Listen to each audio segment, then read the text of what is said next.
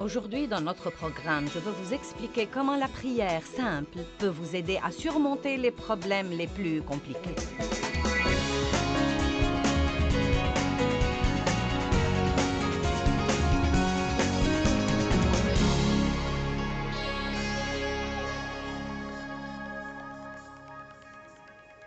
Ce qui compte dans la prière, c'est la sincérité du cœur.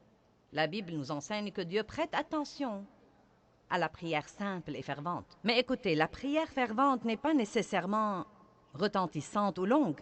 C'est la prière passionnée, la prière que vous priez de tout votre cœur. C'est la prière où le cœur y est. En fait, j'ai traversé une période de temps avec Dieu où il m'a défié de lui demander ce que je voulais et ce dont j'avais besoin en aussi peu de paroles que possible.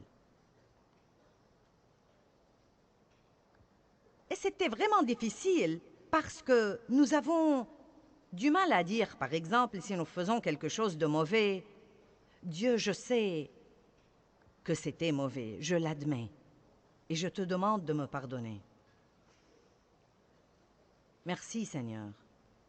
Amen. Nous avons du mal à faire ça. Oh Dieu, j'ai besoin que tu me pardonnes. Dieu, pardonne-moi. Oh Dieu, pardonne-moi s'il te plaît. Oh Dieu, tu dois me pardonner. Dieu, je suis si désolée. Dieu, je ne recommencerai jamais s'il te plaît. Et à dire vrai, je crois parfois que nous essayons de nous impressionner, si vous voulez la vérité. Je ne crois même pas que nous parlons à Dieu. Nous essayons de nous impressionner par l'étendue de notre spiritualité. Je suis stupéfiée par les gens qui, quand ils prient, changent complètement de voix. Ils deviennent complètement comme ça. Oh, toi!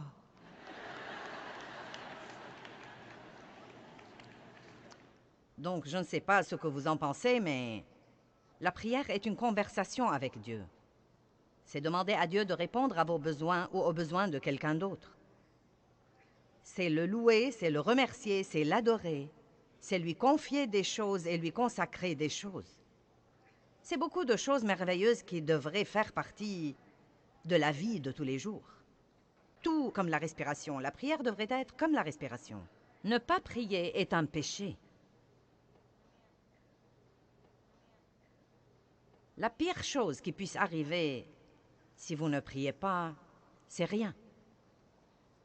En d'autres termes, si vous ne priez pas, rien n'arrivera. Eh bien, quelles sont certaines des raisons pour lesquelles la prière n'est pas exaucée? Tout d'abord, je ne sais pas si nous pouvons dire qu'une prière n'est pas exaucée. En fait, Dieu ne dit pas toujours oui. Vous savez, Dieu dit parfois, pas maintenant. J'ai en fait entendu des gens dire que Dieu ne dit pas non, mais je ne crois pas ça. Si je demande quelque chose qui n'est pas la volonté de Dieu, il me dira non. Sinon, je croirais qu'il ne m'aime pas. Parfois, il dit attends. Parfois, il dit oui. Et parfois, il dit non.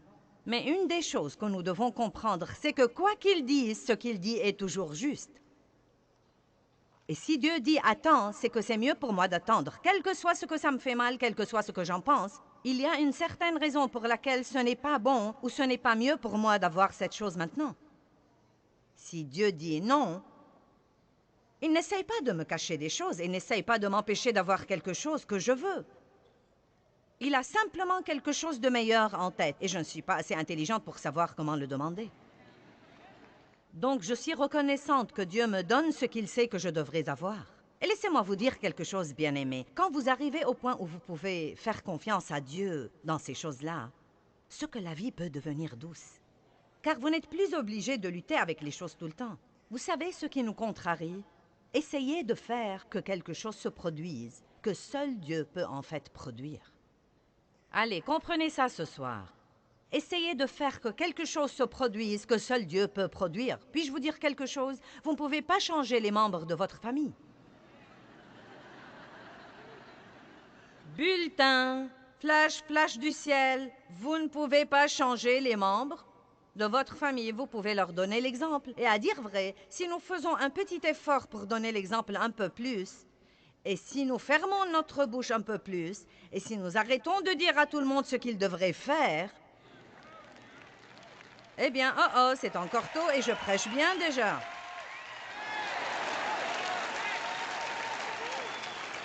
Non, mais la Bible dit que la femme ne peut pas gagner son mari par la parole. Mais elle peut le gagner par sa conduite pieuse et par son attitude pieuse également. Amen. Certains d'entre vous ont entendu parler de Smith Wigglesworth, qui était un grand pasteur. Il était plombier et il a fini par devenir pasteur. Mais bien avant de devenir pasteur, il avait une femme pieuse et il était méchant avec elle au plus haut degré. Il ne voulait pas qu'elle aille à l'église, mais elle y allait quand même. Elle disait qu'elle n'allait pas abandonner sa relation avec Dieu et sa communion avec les autres croyants. Et il l'enfermait dehors. Et quand elle revenait à la maison, la porte était fermée. Et elle se couchait dehors et s'endormait. Et le matin, il avait mauvaise conscience. Il lui ouvrait donc la porte et la laissait entrer. Elle lui disait « Bonjour, Smithy » et elle lui préparait son petit déjeuner. Je sais ce que j'aurais fait, ça n'aurait pas été « Bonjour, Smithy ».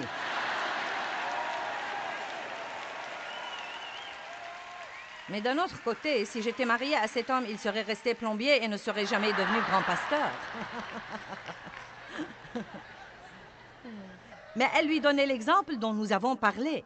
Et elle a continué à être tellement gentille avec son mari qu'il a fini par être sauvé et radicalement rempli du Saint-Esprit et par devenir un des plus grands prédicateurs renommés que l'Église a connus. Laissez-moi donc répéter. Vous ne pouvez pas changer les membres de votre famille, mais vous pouvez prier pour eux. Et si vous priez, vous ouvrez la porte à Dieu pour travailler.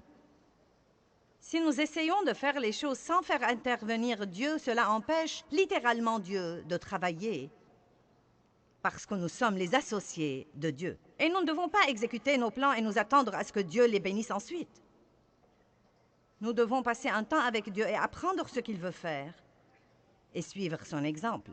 Vous ne pouvez obliger personne à aimer Dieu. Aussi ardemment que vous vouliez que vos bien-aimés soient sauvés, vous ne pouvez pas les obliger à aimer Dieu. Oh, si seulement je pouvais. Si seulement je pouvais ouvrir les cœurs des gens et les remplir de l'amour de Dieu et les refermer et les libérer. Vous savez, quand vous connaissez la vie que quelqu'un pourrait avoir et que vous le voyez faire des erreurs et détruire sa vie, non mais vous voudrez juste... Mais vous ne pouvez obliger personne à aimer Dieu. Et quand j'ai finalement compris ça, ça m'a délivré d'une grande pression. On n'oblige personne à aimer Dieu. Chacun de nous doit faire son choix personnel. Et là encore, je crois vraiment... Oui, nous sommes tous appelés à prêcher aux autres, et nous sommes appelés à partager notre foi avec eux. Mais je crois parfois, à dire vrai, que nous prêchons trop, et que nous ne sommes pas le bon exemple que nous sommes censés être. Je crois que nous devons parfois être un meilleur exemple. Et donc, si nous croyons à la puissance de la prière et que nous commençons vraiment à prier pour les choses pour lesquelles nous peinons et nous travaillons, nous pourrons nous détendre et jouir de notre vie pendant que Dieu travaille. Vous voyez, je suis arrivée au point où je crois vraiment que Dieu travaillera si je prie. Je le crois parce que j'ai prié pour vous. J'ai prié toute la semaine et j'ai prié pour des choses très spécifiques aujourd'hui. J'ai prié dans la chambre du fond avant de venir ici. Et j'ai prié Dieu de faire quelque chose en vous. J'ai prié pour la guérison. J'ai prié Dieu de guérir les cœurs brisés. J'ai prié Dieu de vous encourager. J'ai prié Dieu de vous enseigner quelque chose. Je veux que vous tombiez profondément amoureux de Dieu. Et donc, je crois que pendant que je suis là-haut pour utiliser le don que Dieu a mis en moi et pour faire ce que je sais faire, Dieu travaille en vous. Et peu importe si vous avez l'air de vraiment changer, ça n'a pas d'importance pour moi. Vous savez, si vous me dites que vous changez ou pas, je crois de tout mon cœur qu'un dépôt a été fait en vous et que vous allez voir les résultats d'être là. Je crois ça et je suis heureuse parce que je le crois.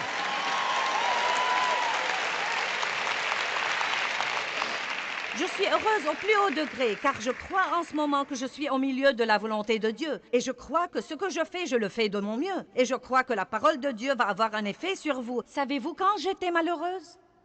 Quand je venais ici et pendant que je prêchais, j'observais les visages des gens qui sont dans la salle.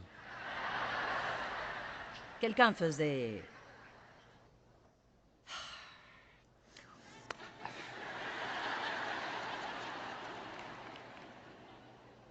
où quelques-uns se levaient et quittaient au milieu de mon sermon, et je me disais, oh mince alors, c'est terrible.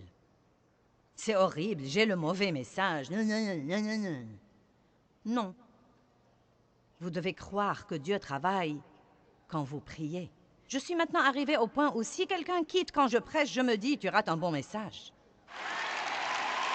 Non, mais vous devez avoir un peu de confiance.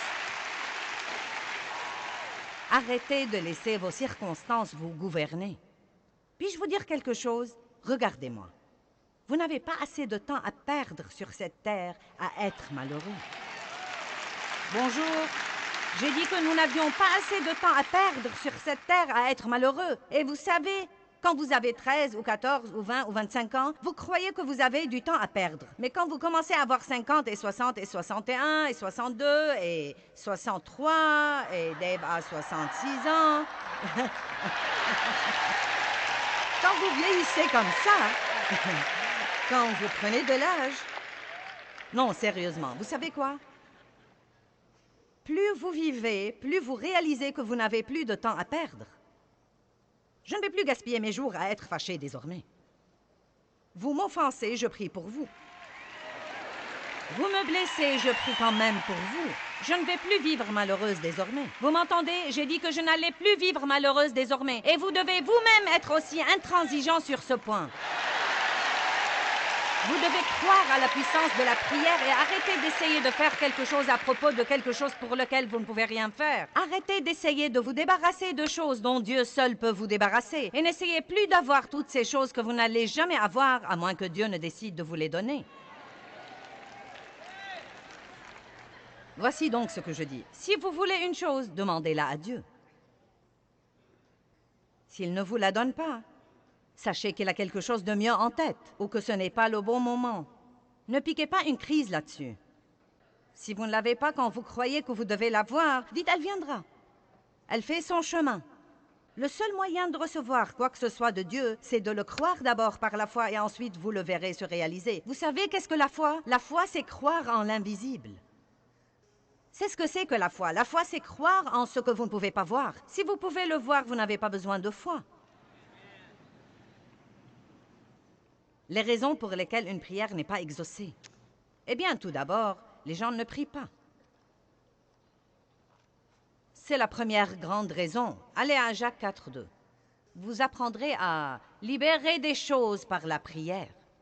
Non, mais vous aurez tellement de foi dans votre vie de prière au moment où vous partez d'ici que vous saurez que votre première solution à toutes les choses exaspérantes dans la vie est juste de prier là-dessus. Et non pas de prier là-dessus et de vous inquiéter et de potiner.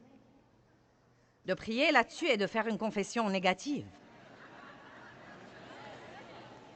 Bonjour.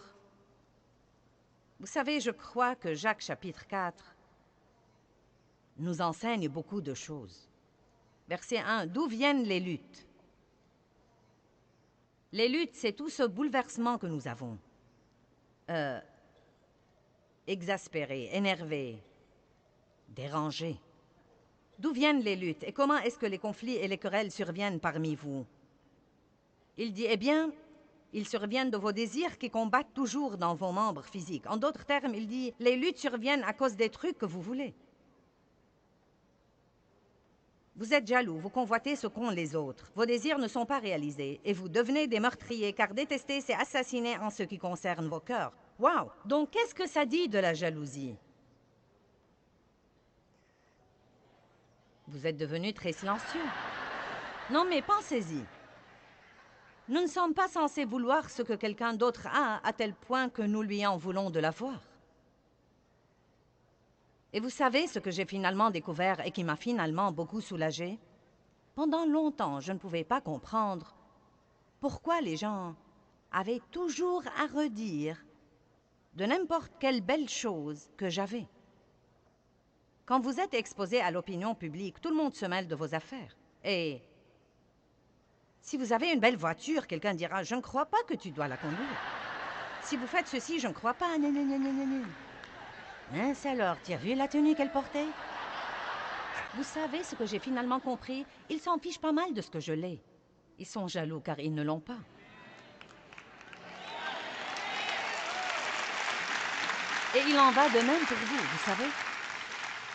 Vous achetez une jolie maison, et certains de vos amis seront jaloux et médiront de vous. C'est juste parce qu'ils veulent une maison comme vous, mais ils ne savent pas comment s'y prendre pour l'avoir.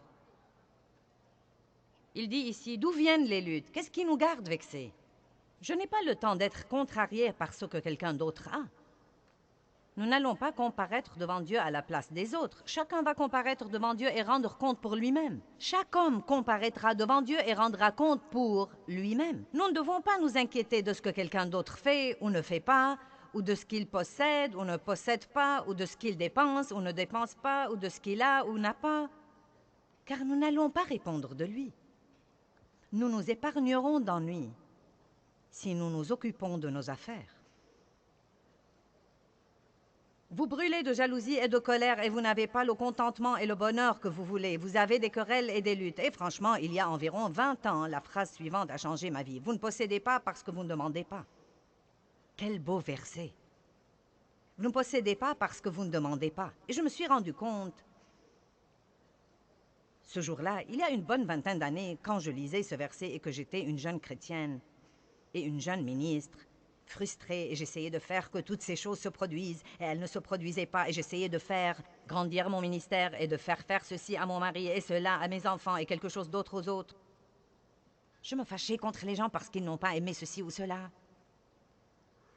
Et c'était un soulagement pour moi d'entendre Dieu dire « Tu n'as pas, parce que tu ne demandes pas. Tu essayes de faire que quelque chose se produise au lieu de me le demander et de te fier à moi pour avoir les meilleures choses qui soient. » Allons à Ésaïe 65.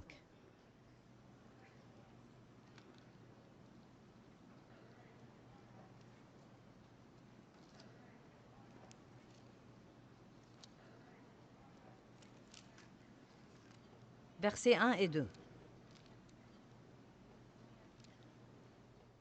Je crois que ce sont des versets plutôt tristes. Il dit « J'étais prêt à être recherché de ceux qui ne demandent pas. » Vous voyez le tableau où Dieu attend que quelqu'un lui demande? J'étais prêt à être recherché de ceux qui ne demandent pas. J'étais prêt à être trouvé par ceux qui ne me cherchent pas. J'ai dit « Me voici, me voici. » Dit le « Je suis » à une nation Israël qui ne s'appelait pas de mon nom. J'ai tendu mes mains tous les jours vers un peuple rebelle qui marche dans une voie mauvaise au gré de ses pensées. C'est triste. Vous voyez le tableau où Dieu dit, comme Jésus a dit dans Matthieu 11, « Venez à moi, vous tous qui êtes fatigués et chargés. » Si vous êtes inquiets, venez à moi. Si vous êtes stressés, venez à moi. Si vous êtes chargés, venez à moi. Si vous êtes blessés, venez à moi. Allez au trône et non pas au téléphone. Les gens à l'autre bout du fil ne savent pas ce qu'ils font eux-mêmes. Ils ne sont pas qualifiés pour résoudre vos problèmes.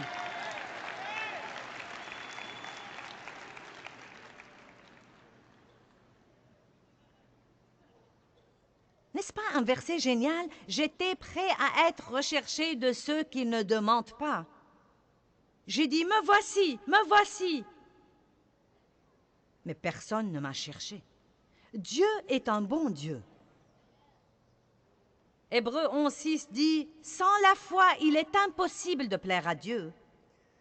Et celui qui s'approche de lui doit croire deux choses, que Dieu est et qu'il est le rémunérateur de ceux qui le cherchent diligemment. Dieu est un bon Dieu. Il attend pour vous faire des choses. Mais vous devez les lui demander. Ne vous fâchez pas contre votre patron qui ne vous donne pas la promotion que vous voulez. Avez-vous jamais pris la peine de la demander à Dieu? Peut-être que ce n'est même pas ce dont vous avez besoin.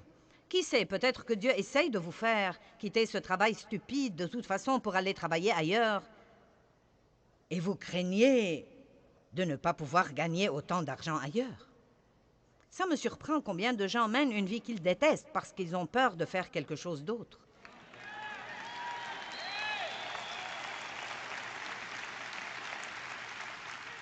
Voici un bulletin du ciel, je l'ai juste reçu. Vous ne pouvez pas suivre le Saint-Esprit et ne pas être heureux. Si vous décidez de suivre le leadership du Saint-Esprit, vous êtes censé être heureux parce qu'il ne va pas vous mener à la misère.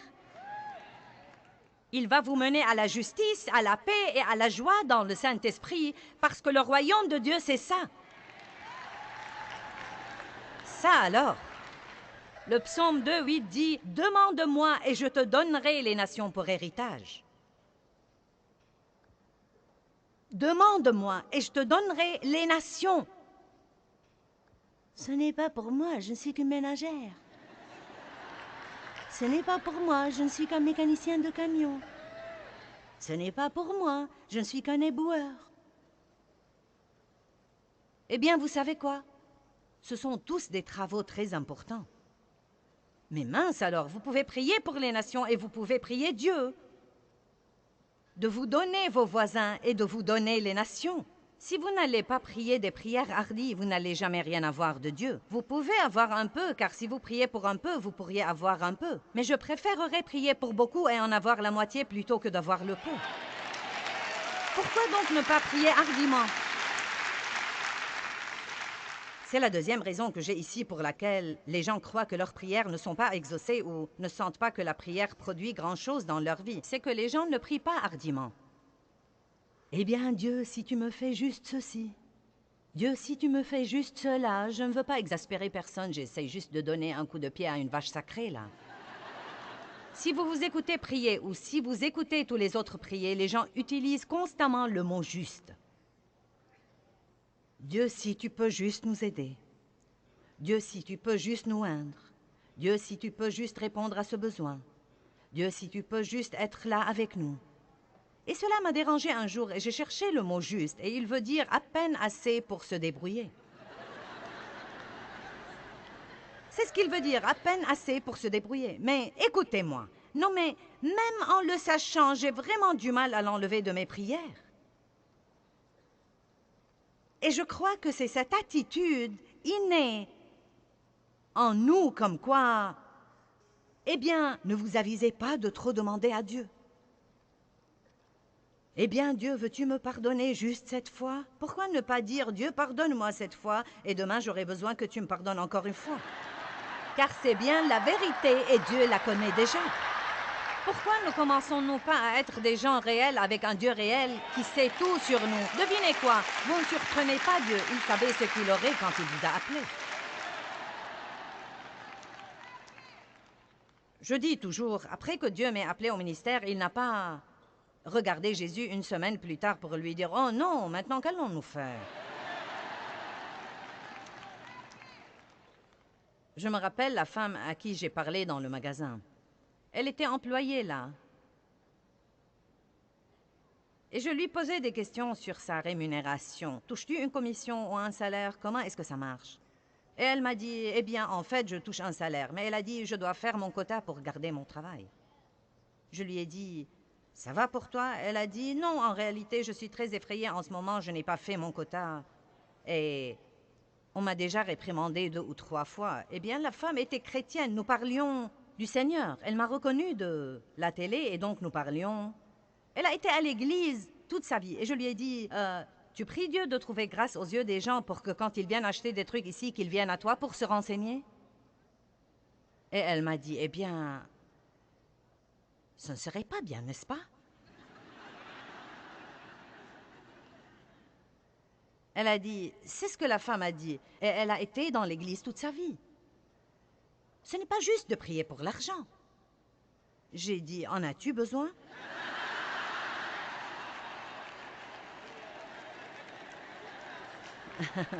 Si tu en as besoin et que tu ne l'as pas, tu devrais commencer à prier là-dessus, car c'est le seul moyen dont tu vas l'avoir. La Bible dit, « Et mon Dieu pourvoira à tous mes besoins. »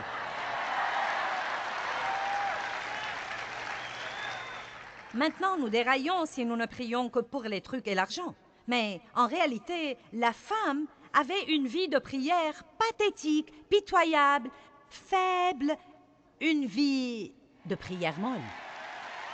Et voilà le Dieu de tout l'univers, qui possède tout, qui a vraiment le tout. À qui le donnerait-il sinon à ses enfants? Mais il dit, vous n'avez pas parce que vous ne demandez pas. Demandez et continuez à demander. Frappez et continuez à frapper. Cherchez et continuez à chercher.